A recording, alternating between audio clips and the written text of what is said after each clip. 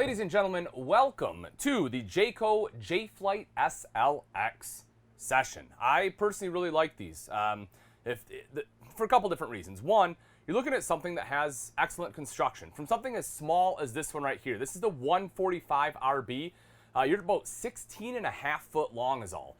But they take the same construction that they have in 25-foot models and bring that into something this small. So you're getting great construction at a great price.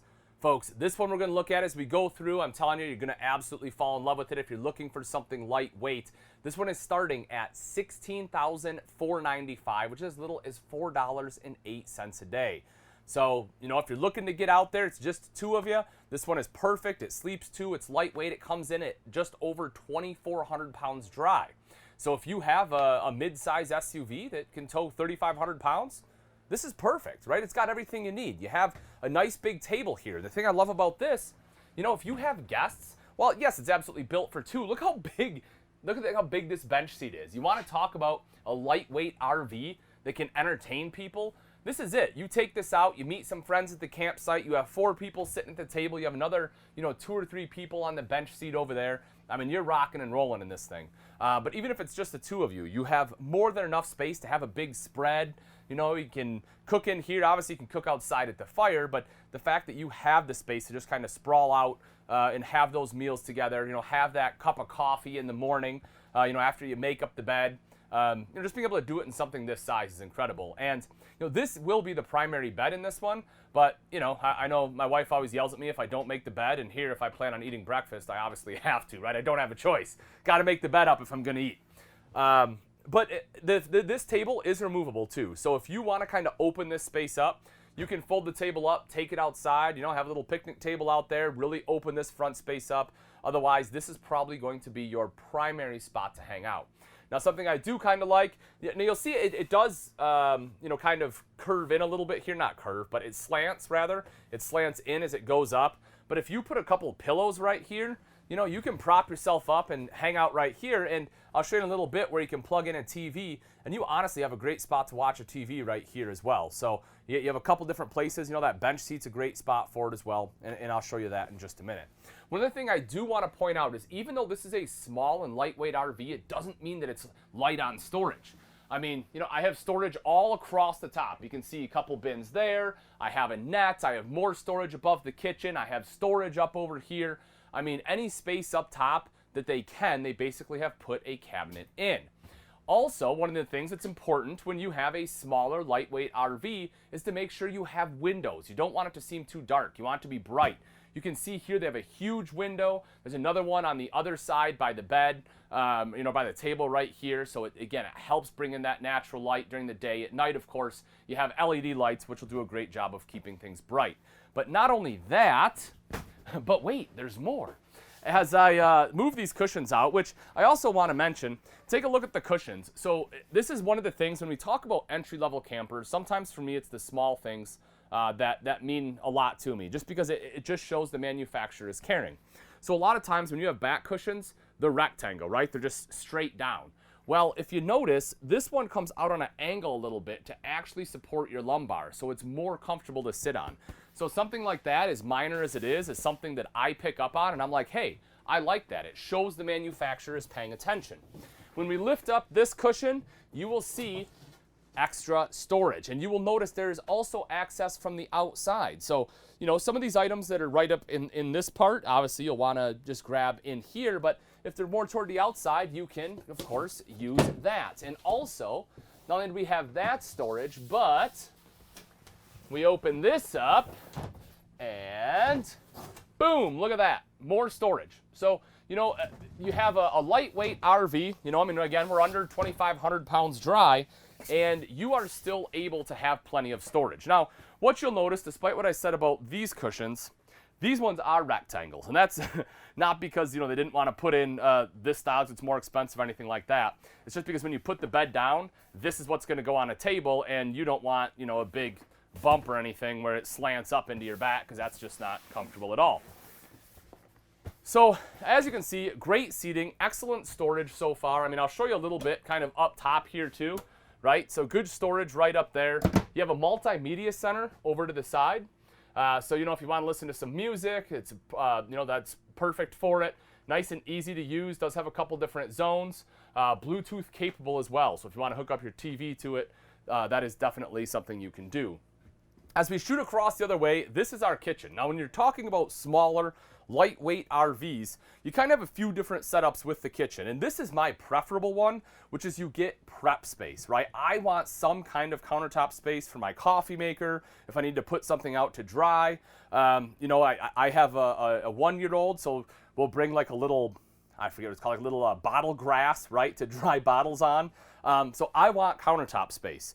Now, the other option is instead of a single basin sink and a 2-burner, they'll give you a 3-burner cooktop, a double basin sink, but it takes up your whole countertop. So I personally prefer this one, but if you're like, hey, I really just want a double bowl sink, right? It's something I have to have, that's okay. We have RVs that are, you know, this weight, that are 2,500 pounds, at least under 3,000, where they will have that setup with the double basin sink and 3-burner. If that's something you want, simply text the word fresh to 46642, because folks, we have over 20,000 pieces on the ground, over 80,000 in order, and we absolutely can find you the RV you want with the kitchen setup that you desire.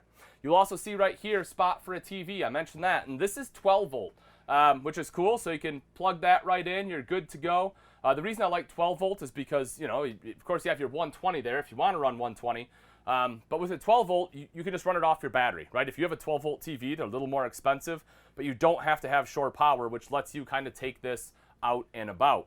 You'll also see your tank monitoring panel there, as well as your water heater, and this is an important one on something that is, you know, again, smaller. And that's the fact this water heater will run off both propane and electric, and you can turn both those on at the same time for faster recovery. That's not something you often get in a smaller RV.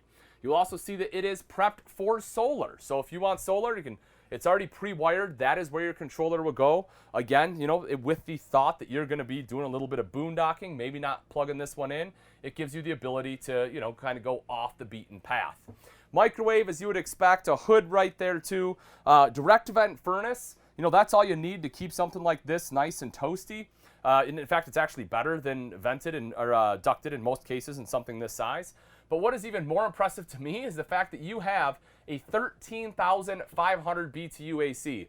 Folks, you want to talk about cooling off in a hurry. If you've had an RV experience where, you know, it just doesn't cool down quick enough, I promise you won't have that issue in this one. At 16.5 feet, this thing's going to cool that down, I mean, in a matter of minutes. Most of the time in something this size, you'll get a wall mount, but here they went all out, gave you the big AC. You're going to absolutely love it.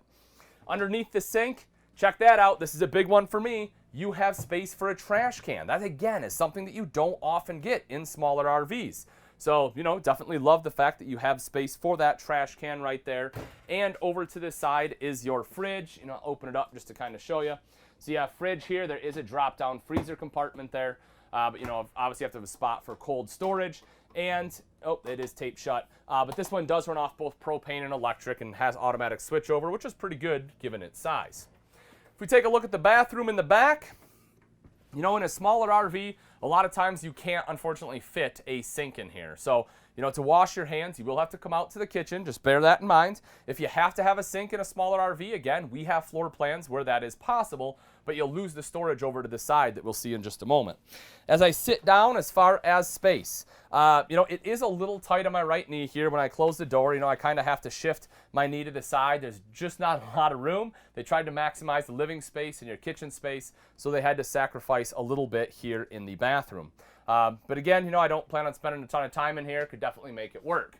If we move over to the tub shower, I'll stand in here, and this is a big one. At 6 foot tall, in an RV that only weighs, you know, a little over 2,400 pounds dry, I can stand all the way up. I don't have to duck down thanks to that skylight. Then that is a big deal. Most of the time when you're in these smaller, lightweight RVs, you will have to duck down. So bear that in mind. If that is something that you absolutely want, is to be able to stand up in your shower, then this one right here is a perfect lightweight RV for you. If it's not such a big deal to you, well, again, you know, like I say, we have plenty of options out there.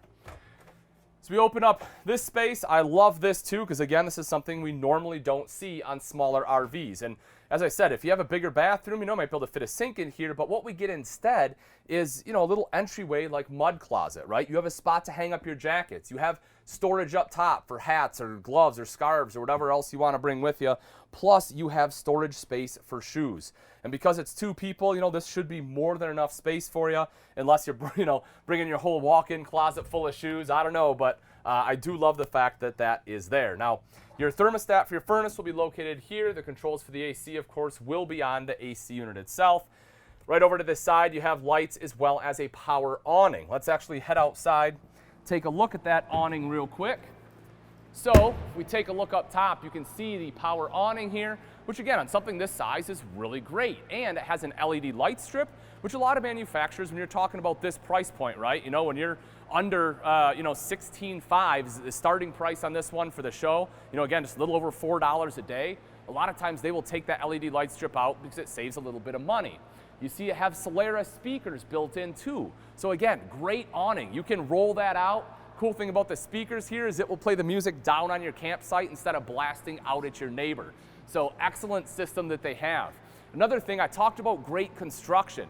Folks, this uses the Magnum Truss roof system that Jayco is so well known for. They have oversized nail plates, making sure that, you know, the wood's not going to shift around on you. They use 2x2 wood supports instead of a thin aluminum strap to make sure that you have the strength. So if it's snowing on top of there or you're walking on that fully walkable roof, it's not going to cave in. You're not going to damage anything.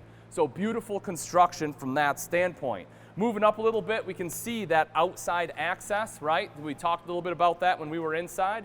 So right there is that access point. And folks, again, this is just one of the SLX line, right? This is the SLX 7, the single axle. It's a little bit smaller.